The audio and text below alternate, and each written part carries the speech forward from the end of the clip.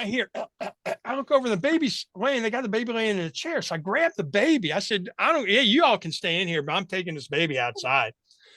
I grabbed the baby and I start walking out the door, and these ladies are following me, and they're just yelling at me about how we can't go outside because it's too cold outside. And I got outside. As soon as I got outside, the fire department pulled up and I handed the baby to a firefighter. I said, you better check this kid out because he's been sucking smoke for, God knows how long.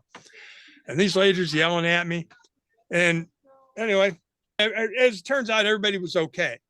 And this happened to be just a fire that it was accidental and food on the stove. But that was one of the weirdest things that ever happened to me on the job, where I went in and,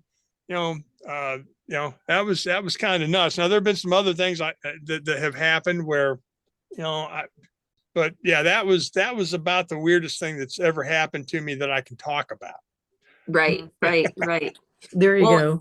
And we have to talk about this one. So Ann and I were covering a capital murder trial one time. And we would always, you're at the courthouse for so long, and I was young and I was engaged at the time, and I had a ring on and everything. And you'd always just have to eat really in the courthouse because there's not a whole big gap between testimony.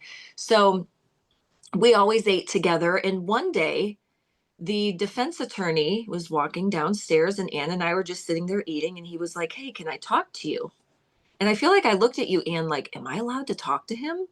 And I'm like, I'm like, what in the world could it be? Because I'm not even sitting in the courtroom.